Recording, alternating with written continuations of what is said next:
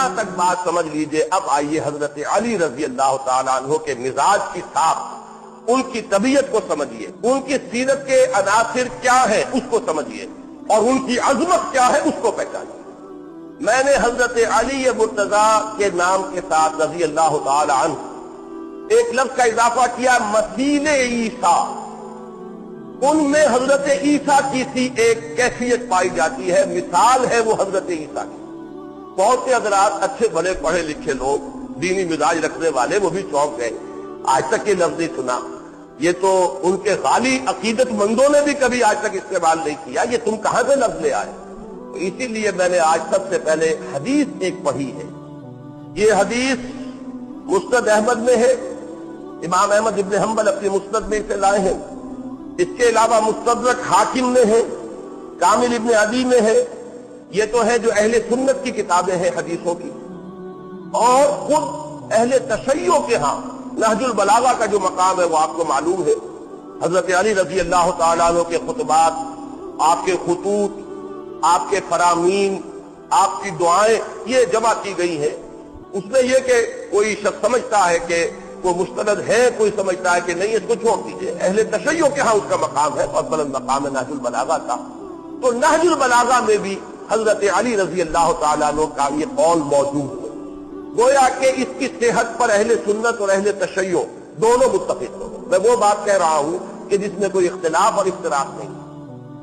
یہ ایک حدیث ہے جو میں نے آپ کو پڑھ کر سنائی، یہ مسند احمد کی روایت ہے اور مشکات شریف کے اندر بھی موجود ہے. راوی اس کے خود حضرت علی ہیں رضی اللہ تعالیٰ عنہ. میں نے آپ کو سنایا تھا، پھر الفاظ سن لیجئے، ایک لفظ غور سے سنیے. عن علی رضی اللہ عنہ، روایت ہے حضرت علی مرتضیٰ رضی اللہ تعالی عنہ سے، قال، انہوں نے فرمایا، قال لی رسول اللہ صلی اللہ علیہ وسلم، کہ رسول اللہ صلی اللہ علیہ وسلم نے مجھ سے یہ فرمایا. حضور نے یہ ارشاد فرمایا خود حضرت علی سے انہیں خطاب فرماتے ہوئے. کیا فرمایا؟ فیک مثل من عیسیٰ، اے علی تمہارے اندر ایک مثال ہے عیسیٰ کی علیہ الصلوۃ والسلام. اب وہ کیا مثال ہے، کیا مشابہت ہے، کس پہلو سے حضرت علی مثیل عیسیٰ ہے رضی اللہ عنہ وعلیہ الصلوۃ والسلام. میں جب دونوں نام میرے جملے میں آ جائیں گے تو ایک صحابی ہے، ان کے لیے رضی اللہ تعالی عنہ کے الفاظ کہوں گا، ایک رسول ہے، نبی ہے، ان کے لیے علیہ الصلوۃ والسلام. فیک مثل من عیسیٰ، اب اس کی تشریح حضور نے جو فرمائی، ابغضتہ الیہود حتی بہتوا امہ، ان سے انتہائی بغض رکھا یہودیوں نے، انتہائی دشمنی کی. بغض کا لفظ جو ہے یہ بہت ہی عربی کے اندر بہت جامع لفظ ہے. انہیں ایک دلی دشمنی تھی حضرت عیسیٰ کے ساتھ، اور اس دشمنی میں کہاں تک چلے گئے آپ کو معلوم ہے کہ حضور فرمایا بہتوا امہ، کہ انہوں نے اس دشمنی میں اس حد تک انتہا کر دی کہ ان کی والدہ پر بدکاری کی تہمت لگائی. کس پر؟ حضرت مریم پر، جن کے لیے میں نے ابھی عرض کیا کہ قرآن مجید ان کو سند دیتا ہے وَأُمُّهُ صِدِّيقَةٌ، جو نبوت کے بعد بلند ترین درجہ ہے نسل انسانی کا، نوع انسانی کے اندر، وہ اس پر فائز ہے حضرت مریم علیہ الصلوۃ والسلام. حتی بہتوا امہ، اسی لیے جب یہ لوگ آتے ہیں، ویسے تو آج کل یہ بہت محتاط ہیں یہودی، کیونکہ اس وقت تو عیسائیوں کے سہارے ہی دنیا میں ان کا وجود ہے، تو اپنی ان چیزوں کو بربلا کہتے نہیں ہیں، پھر بھی کبھی کبھی وہ اس کا پورا اظہار کرتے ہیں. انہوں نے ایک پکچر بنائی تھی سن آف مین، اور امریکہ میں چلی ہوئی، یعنی یہ کہ انہوں نے کہا کہ حضرت مسیح یہ جو ہے انسان کے بیٹے ہیں. اب انسان کے بیٹے کہنے کا مطلب کیا؟ شادی تو ان کی ہوئی نہیں. حضرت مریم سلام علیہا کی شادی تو ہوئی نہیں، تو پھر اس کے معنی کیا ہے؟ اگر کسی انسان کے نطفے سے ہے تو نتیجہ کیا نکلا؟ باقی نتیجہ جو ہے وہ خود چھوڑ دیتے ہیں کہ اب یہ انسان جو ہے خود اس کی خانہ پوری کرے. باقی یہ کہ جو اپنے ہاں کی مجالس میں جو کچھ حضرت مسیح کے بارے میں کہتے رہے اور کہتے ہیں، اس کا تو میں یہاں بہرحال نقل کفر نہ باشد، میں اس کا جو نقل کرنے کا بھی یہاں کام نہیں کرنا چاہتا. اچھا، ایک انتہا پر تو یہودی چلے گئے، دوسری انتہا پر حضور نے فرمایا وَأَحَبَّتْهُ النَّصَارَىٰ، اور نصارہ نے ان سے انتہائی محبت کی. حَتَّىٰ أَنزَلُوهُ بِالْمَنزِلَةِ الَّتِي لَيْسَتْ لَهُ، یہاں تک کہ انہوں نے حضرت عیسیٰ کو وہاں تک پہنچا دیا جو ان کا مقام نہیں ہے. اس میں بھی وضاحت نہیں ہے، تفصیل نہیں ہے، اس لیے کہ معلوم ہے اللہ کا بیٹا بنا دیا، خدا کا بیٹا ہے، صلبی بیٹا ہے، صلبی بیٹا۔ یہ بھی یعنی یہ کہ یہ نہ سمجھو یہ صرف جو ہے وہ ایک استعارے کے طور پر کہا جا رہا خدا کا بیٹا، بلکہ وہاں لفظ ابن نہیں بلکہ ولد کا لفظ استعمال کرتے ہیں، اور اس کو واضح کرنے کے لیے صلبی بیٹا ہے۔ حضرت مسیح جو ہے وہ اللہ تعالیٰ کے صلبی بیٹے ہیں، اور یہ کہ تثلیث کا ایک جز ہے، اقانیم ثلاثہ میں سے ہے، خدائی میں شریک ہے، خدا بنا دیا۔ تو یہ دو انتہائیں ہوئی حضرت عیسیٰ علیہ السلام کے بارے میں کہ ایک گروہ انتہائی دشمن ہوا، یہاں تک کہ ایسی تہمت بھی لگا دی اور ان کے نسل کو داغدار کر کے، اور ان کی والدہ جو ہے ان پر بدکاری کا الزام عائد کر دیا۔ دوسرا گروہ ان کی محبت میں اس انتہا کو پہنچا، اس غلو میں اس انتہا کو پہنچا کہ انہوں نے خدا بنا دیا، خدا کا بیٹا بنا دیا، خدائی میں شریک کر دیا، جو بدترین اور اریاں ترین شرک ہے، اللہ کی ذات میں کسی کو شریک کر دینا، اس شرک کے گھناونے جرم کے مرتکب ہو گئے۔ یہاں پر حضور کا فرمان تو ختم ہوا، اب اس کے حوالے سے خود حضرت علی مزید فرما رہے ہیں۔ ثم قال، یہ جو اب راوی ہیں یہ گویا کہ بتا رہے ہیں کہ اس کے بعد حضرت علی نے مزید فرمایا، یہلک فی رجلان، اسی طرح میرے بارے میں بھی دو اشخاص ہلاک ہوں گے، ہلاکت، بربادی، تباہی اور انتہائی ضلالت کو پہنچ جائیں گے۔ یہلک فی رجلان محب مفرط، ایک وہ ہلاک ہوگا، وہ برباد ہوگا جو میری محبت میں افراط کو پہنچ جائے گا۔ افراط و تفریط کا لفظ آپ استعمال کرتے ہیں، ایکسٹریم۔ محب مفرط، بے انتہا محبت کرنے والا، محبت میں غلو کرنے والا، محبت کی انتہا کو پہنچا دینے والا۔ یقرضنی بما لیس فی، میرے اندر وہ اوصاف گنوائے گا جو میرے اندر نہیں ہے۔ بالکل وہی بات کہ حضرت مسیح کو وہاں تک پہنچایا جہاں وہ نہیں تھے، اسی طرح میرے اندر وہ ان اوصاف کو بیان کرے گا۔ یہ یقرضون، یہ وہ لفظ ہے جو عام کتابوں میں آپ نے لکھا دیکھا ہوگا، تقریض، کتاب کی تقریض ہوتی ہے، کتاب کی کوئی تعریف کرتا ہے، اس کی کوئی جو اس کے محاسن ہیں ان کو بیان کرتا ہے تو اسے تقریض کہتے ہیں۔ یہی وہی لفظ ہے تقریض باب تفعیل سے کہ یقرضنی، وہ میرے اندر محاسن وہ بیان کرے گا، بما لیس فی، جو میرے اندر نہیں ہے۔ اور دوسرا کون ہلاک ہوگا، دوسرا کون انتہا کو پہنچے گا، وہ مبغض، دوسرا مجھ سے بغض رکھنے والا، دشمنی رکھنے والا، عداوت رکھنے والا، جس کے دل میں میرا عناد ہوگا، مجھ سے بغض و عداوت ہوگی۔ یحملہ شنآنی علی ان یبہتنی، اور اسے میری دشمنی یہاں تک پہنچا دے گی کہ وہ مجھ پر بہتان لگائے گا، مجھ کے اوپر وہ جرائم جو ہے وہ مجھ سے منسوب کرے گا کہ جو جس کا کوئی سوال ہی نہیں، جس سے اللہ نے مجھے پاک و صاف رکھا۔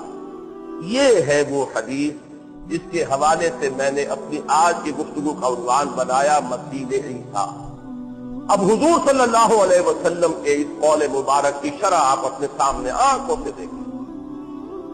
ایک انتہا عبداللہ ابن سبا یہودی، جو اس امت مسلمہ کے اندر بالکل وہ جس کو سینٹ کہا جاتا ہے، میرے نزدیک جو شیطان تھا، پولوس، سینٹ پال جس کو کہا جاتا ہے، اس کا بروز ہے، اسی کا ظہور ہوا ہے اس کی شکل کے اندر۔ عبداللہ ابن سبا، اس نے یہ عقیدہ پھیلایا، اس حد تک آگے گئے کہ انہوں نے تو پھر بھی خدا کا بیٹا کہا تھا اور اس نے خدا قرار دیا، ایبسولوٹلی کلیئر ورڈز میں کہ یہ خدا ہے، گاڈ انکارنیٹ ہے، خدا ان میں حلول کر چکا ہے۔ میں بھی عرض کروں گا کہ اس شخص کے بارے میں آج کل بعض لوگوں نے یہ کہنا شروع کر دیا ہے کہ یہ کوئی شخصیت نہیں تھی، ایسے ہی افسانوی شخصیت ہے، یہ ایسا اس نام کا کوئی آدمی گزرا ہی نہیں ہے۔ لیکن یہ کہ اس کے حوالے اس کثرت کے ساتھ پہلی صدی کی کتابوں کے اندر موجود ہے، اور میں خاص طور پر جس کا ذکر کرنا چاہتا ہوں کہ جیسے ہمارے ہاں حدیث کی کتابیں ہیں، بخاری مسلم، صحیح بخاری صحیح مسلم، ایسے ہی مطلب یہ کہ اہل تشیع کی کتابیں ہیں، کافی ہے، اس طرح ہمارے ہاں اسماء الرجال کی کتابیں، جو روات ہیں، راوی ہیں، ان کے حالات کے بارے میں کتابیں ہیں، اسی طریقے سے اسماء الرجال جو ہے اہل تشیع کے ہیں۔ ان کے ہاں اسماء الرجال کی جو سب سے مستند کتاب ہے اس کا نام ہے رجال کشی۔ رجال کشی میں حضرت جعفر صادق رحمت اللہ علیہ میں علیہ السلام نہیں کہہ رہا کہ ہمارے نزدیک ائمہ دین کے لیے، بزرگان دین کے لیے، اولیاء اللہ کے لیے، صحابہ کے بعد تابعین، تبع تابعین، اب ان کے لیے رحمت اللہ علیہ کے الفاظ. تو حضرت جعفر صادق رحمت اللہ علیہ ان کے متعدد اقوال منقول ہیں، اور یہاں تک رجال کشی کے اندر موجود ہے کہ حضرت علی نے نہ صرف اس شخص کو بلکہ اس کے بہت سے ساتھیوں کو زندہ آگ میں جلوایا ہے، کہ یہ ماننے کے تیار نہیں تھا. اس نے برملا آ کر کہا حضرت علی کے سامنے کھڑے ہو کر کہ تم خدا ہو، اور جب حضرت علی نے فرمایا کہ توبہ نہیں کرو گے تو زندہ آگ میں جلوا دوں گا، انہوں نے کہا تم خدا ہو، خدا امتحان دیتا ہی ہے، تم ہمارا امتحان لے رہے ہو اور ہم اس امتحان میں ثابت کرو گے. یہ روایات جو ہے رجال کشی میں موجود ہے، اور حضرت جعفر صادق کے اقوال موجود ہیں جن میں کی شک نہیں. یہ جو ہے یہ ایک انتہا پر چلے گا. جیسا کہ میں نے عرض کیا حضرت علی نے بعض کتابوں میں درج ہے انہیں سخت سزائیں دی، ایسے لوگ پیدا ہو چکے تھے، حضرت علی کے عین دور میں پیدا ہو چکے، آپ کی زندگی میں پیدا ہو چکے. آپ نے خلیفہ برحق، خلیفہ راشد کی حیثیت سے، امیر المومنین کی حیثیت سے آپ نے وہی کیا.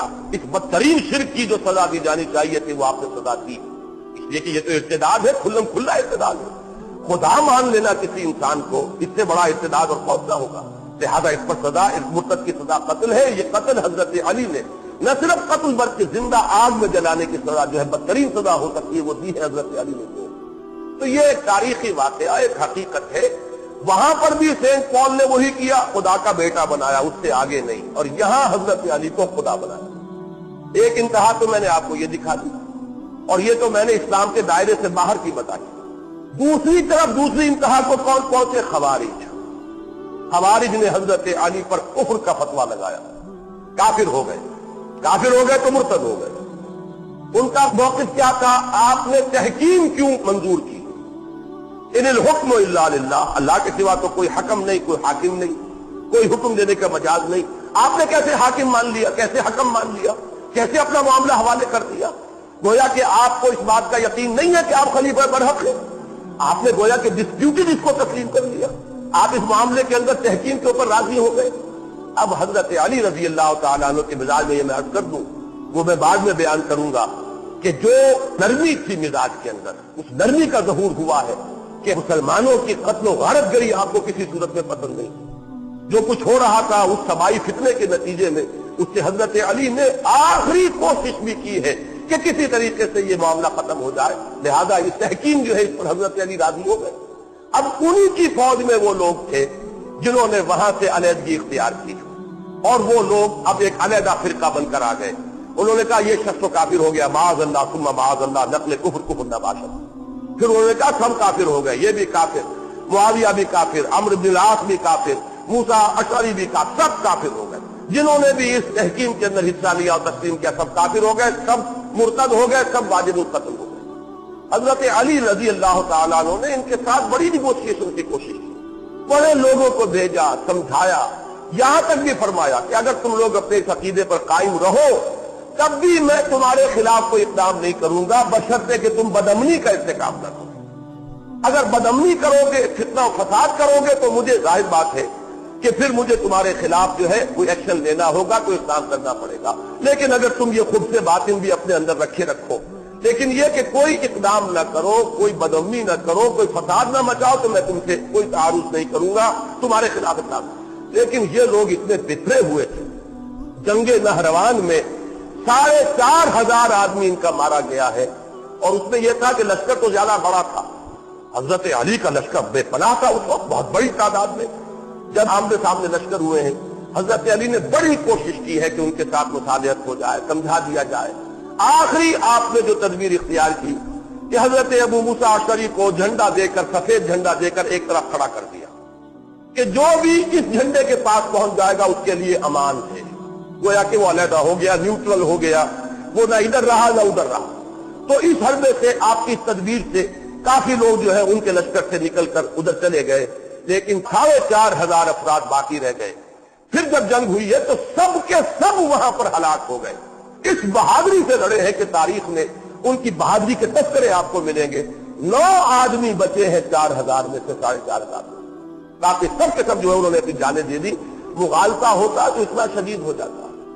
ہاں مغالطہ، بہت بڑی گمراہی، لیکن یہ کتنا شدید مغالطہ، کتنی بڑی گمراہی کہ وہ کھلواتے یہ سمجھتے تھے کہ ہم حق پر ہیں اور یہ لوگ غلط ہیں، اور انہوں نے جانیں اپنی دے دی، قربان کر دی اپنے اس باطل نظریے کے اوپر کہ جو ان کے دلوں میں بیٹھ گیا۔ تو یہ بات جان لیجئے کہ اس وقت، اور اب خوارج کے کفر پر امت کا اجماع ہے، پوری امت جو ہے وہ مانتی ہے کہ خوارج جو تھے وہ خود اسلام کے دائرے سے باہر ہو گئے۔ لہذا میں نے یہ دو ایکسٹریمز دے دی کہ ایک وہ یہود جو حضرت مسیح علیہ السلام کے اتنے دشمن ہوئے کہ انہوں نے نہ صرف ان کی والدہ پر تہمت لگائی بلکہ بچ پڑتے انہوں نے تو سولی پر چڑھائی دیا نا، مرتدی قرار دیا تھا نا کہ اس نے کفر بکا ہے، یہ جو کہہ رہا ہے یہ کفر ہے، جب کفر ہے تو مرتد ہو گیا، مرتد ہے تو واجب القتل ہے، لہذا قتل کی سزا وہ تو یہود کی عدالت نے سنائی تھی۔ یہ دوسری بات ہے کہ ہمارے نزدیک وہ حضرت مسیح تھے ہی نہیں، وہ کوئی اور تھا جس کو سزا سنائی گئی اور جس کو سولی پر چڑھایا گیا، لیکن یہود نے تو اپنی حد تک اپنے بس پر سے تو مسیح ابن مریم ہی کو سولی پر چڑھایا گیا۔ ایک انتہا وہ تھی جس کا کہ مظہر کون ہے؟ خوارج ہے، کہ جو تاریخ اسلام میں پیدا ہوئے، اسلام کے دائرے سے باہر نکل گئے۔ ایک جگہ الفاظ آتے ہیں اسلام سے ایسے نکل گئے جیسے کہ تیر کمان سے نکل جاتا ہے۔ انہوں نے حضرت علی کو کافر اور مرتد قرار دیا، واجب القتل قرار دیا، اور بالآخر انہی میں سے ایک شقی تھا عبد الرحمن ابن ملجم کہ جس کے خنجر سے حضرت علی رضی اللہ تعالیٰ عنہ شہید ہوئے۔ آپ کو معلوم ہے 3 افراد نے بیٹھ کر طے کیا کہ تم جاؤ دمشق اور معاویہ پر حملہ کرو، میں جاتا ہوں کوفے اور علی کے اوپر حملہ کرتا ہوں، تم جاؤ مصر اور عمرو بن العاص پر حملہ کرو۔ ایک ہی وقت، ایک ہی تاریخ، ایک ہی وقت معین پر یہ تینوں حملے ہوئے، لیکن بس اللہ کا کرنا ہوتا ہے۔ حضرت معاویہ اس وقت مسجد گئے ہی نہیں تھے، حضرت عمرو بن العاص پر شاید وار ہوا۔ ان دونوں میں سے کس کا کیا معاملہ ہے یہ ہو سکتا ہے مجھے اس وقت مغالطہ ہو جاتا ہے۔ ایک پر حملہ ہو ہی نہیں سکا کہ وہ مسجد آئے گئے، ایک پر ہوا، وار اوچھا پڑا، معمولی سا زخم آیا، صحتیاب ہو گئے۔ حضرت علی رضی اللہ تعالیٰ عنہ پر وہ زخم جو تھا کاری تھا، ان کی شہادت اس سے واقع ہوئی، لیکن فیصلہ انہوں نے تینوں پر کیا۔ تو یہ وہی اشخاص ہے جنہوں نے حضرت علی کو کافر اور مرتد قرار دے کر واجب القتل قرار دیا، اور اپنی حد تک تو انہوں نے وہ کام باطل کر لیا۔ اور دوسری طرف انتہا پر عبداللہ ابن سبا جنہوں نے حضرت علی رضی اللہ تعالیٰ عنہ کو خدا قرار دیا اور اس میں بھی اپنی جانیں دے دی۔ اب آپ سوچئے کہ یہ دو انتہائیں کسی اور صحابی کے بارے میں اس کا عشر عشیر بھی نظر نہیں آئے، یہ انتہا کا معاملہ جو ہے کہیں نظر نہیں آئے گا۔ یہ دونوں تو میں نے بیان کیے جو دائرہ اسلام سے باہر، دائرہ اسلام کے اندر آئیے تو ایک طرف آج میں ان کا ذکر نہیں کرنا چاہتا ہے، تشیع کا ان کا اپنا نظریہ ہے، فلسفہ ہے، امامت معصومہ ان کا عقیدہ ہے۔ میں کہتا ہوں سنیوں کے اندر جو حال ہے کہ حضرت علی مشکل کشا، یا علی مدد، یہ کیا ہے؟ یہ سب اسی کا ظہور ہے کہ نہیں؟ یہ اسی کے اثرات ہے کہ نہیں؟ اسی کے باقیات و سیئات آج موجود ہیں۔ حالانکہ آپ سوچئے کہ کوئی یا محمد مدد نہیں کہتا، سوچے کوئی سنی کہ کیا حضرت علی حضرت محمد سے بھی اونچے ہیں رضی اللہ تعالیٰ عنہ وصلی اللہ علیہ وسلم، لیکن کوئی کبھی نہیں کہے گا یا محمد تک تو بات جاتی ہے، لیکن یا محمد مدد سنا آج تک کبھی؟ محمد مشکل کشا سنا آج تک کبھی؟ صلی اللہ علیہ وسلم۔ یہ علی مشکل کشا اور یا علی مدد، یہ ہمارے جہلا کے اندر جو یہ بات پھیلی ہوئی ہے یہ اسی کے اثرات ہیں، یہ در حقیقت اسی کے یہ باقیات و سیئات ہیں کہ جو ہمارے عوام کے اندر جہلا کے اندر پھیلے ہوئے۔ اور اسی طریقے سے اگر آپ ادھر دیکھیں گے غلو حضرت علی کی دشمنی میں، تو جنہیں ناسبی کہا جاتا ہے، ہمارے ہاں بھی ایک طبقہ ایسا موجود ہے جو ایک رد عمل کا شکار ہو کر حضرت علی کو سب و شتم کا ہدف بناتا ہے، حضرت علی پر تہمتیں لگاتا ہے، حضرت علی کے بارے میں کہتا ہے کہ وہ امیدوار تھے خلافت کے، ان کے اندر امیدواری تھی۔ حضرت علی کے بارے میں یہ کہتا ہے کہ ان کا کوئی کسی درجے میں بھی معاذ اللہ ثم معاذ اللہ ان کا بھی ہاتھ حضرت عثمان کی شہادت میں۔ بدقسمتی سے ایسے لوگ بھی موجود ہیں میرے نزدیک، یہ لوگ چاہے وہ اپنے آپ کو سنی کہتے ہیں، در حقیقت سنی نہیں ہے، یہ بھی وہی کام کر رہے ہیں کہ جو عبداللہ ابن سبا نے کیا تھا۔ ہدف تو ایک ہی ہے، صحابہ کو متہم کر دو، صحابہ کی سیرتوں کے اوپر داغ لگا دو۔ اصل داغ کہاں لگا؟ محمد الرسول اللہ کی ذات پر لگا۔ یہ صحابہ ہے کون؟ یہ تو محمد کی تربیت کا شاہکار ہے صلی اللہ علیہ وسلم۔ حضور کی دعوت اور تعلیم اور تلقین اور تربیت اور تزکیے کے اعلیٰ ترین نمونے کون ہیں؟ تو صحابہ کرام درخت اگر اپنے پھل سے پہچانا جاتا ہے تو انہی سے تو پہچانے جائیں گے محمد صلی اللہ علیہ وسلم۔ آپ ایک عام کلاس کے اندر بھی جاتے ہیں تو اگر کلاس کا رزلٹ اچھا ہے تو کریڈٹ کسے دیتے ہیں؟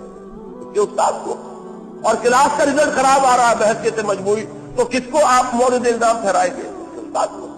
تو معاملہ در حقیقت یہ ہے کہ نابک نے تیرے سید نہ چھوڑا زمانے میں، کوئی چاہے ابو بکر عمر اور عثمان کی سیرت کو داغدار کرے، چاہے حضرت علی کی سیرت کو داغدار کرے، بات تو ایک ہی ہے، چاروں اسی درخت کے پھل ہیں۔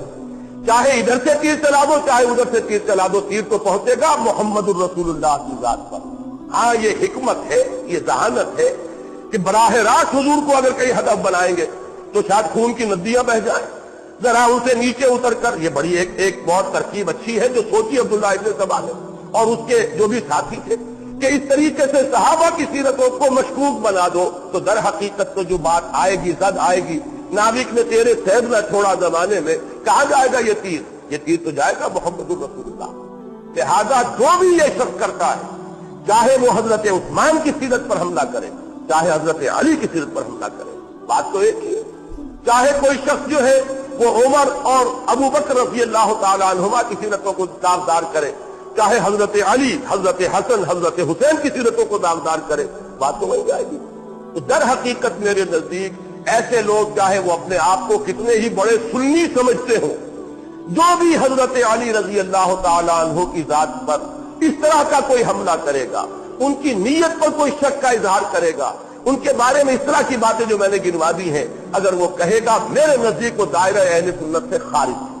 بات چاہے وہ اپنے آپ کو کتنا ہی بڑا سنی سمجھتا ہو، بات وہ کر رہا ہے جو اصل میں گویا کہ آلہ کار بن گیا ہے وہ حضور کے دشمنوں کا، حضور کے صحابہ کے دشمنوں کا۔ اس لیے کہ جیسے ابو بکر عمر عثمان صحابہ ہے رسول کے صلی اللہ علیہ وسلم، ویسے ہی حضرت علی رضی اللہ تعالی عنہ یہ بھی صحابی ہیں محمد رسول اللہ صلی اللہ علیہ وسلم۔ تو ایک بات تو میں نے اس حدیث کے حوالے سے بیان کرنی تھی، وہ میں نے آپ حضرات کے سامنے رکھی۔ اب آئیے جو میں نے مزاج کی اتنی لمبی چوڑی بحث کی ہے، آپ بھی جاننا چاہتے ہو کہ میں حضرت علی کو کہاں رکھتا ہوں۔ آپ اچھی طرح سمجھ لیجئے، پوری بحث کا اب آپ کے سامنے سرا آ جائے گا۔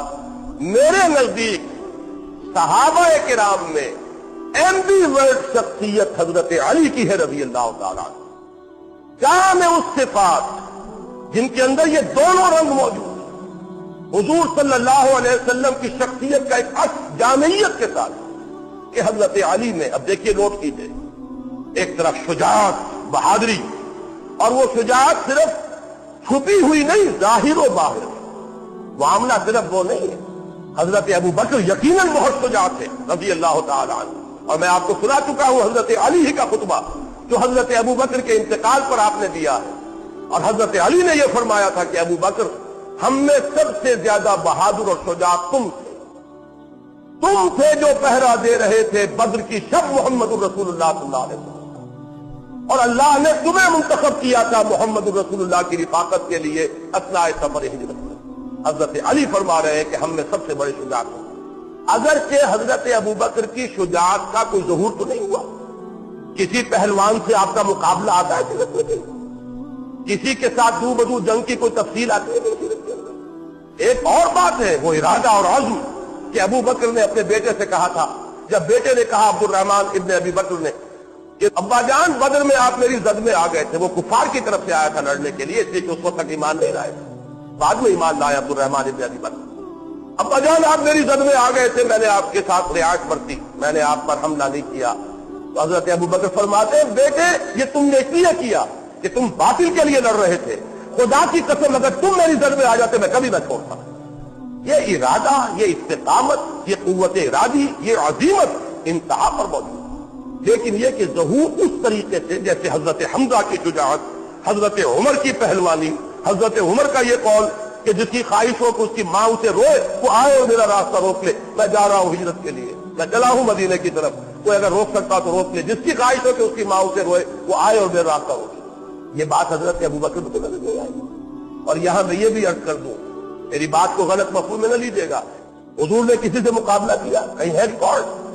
حضور نے دو بدی جنگ کی کسی کے ساتھ؟ نہیں، لیکن تمام نوع انسانی میں اشجاع، سب سے زیادہ بہادر محمد الرسول اللہ صلی اللہ علیہ وسلم۔ اگر بہادری کوئی اعلیٰ وصف ہے تو کیا محمد الرسول اللہ صلی اللہ علیہ وسلم کی ذات مبارک میں وہ سب سے بڑھ کر نہیں ہوگی؟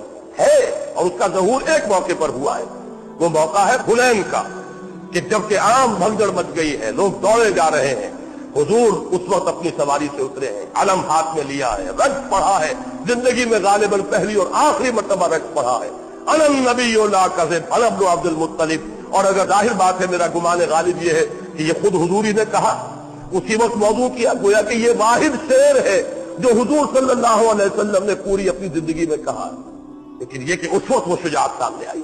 تو شجاعت ایک ہوتی ہے چھپی ہوئی، ایک ہوتی ہے ظاہر و باہر۔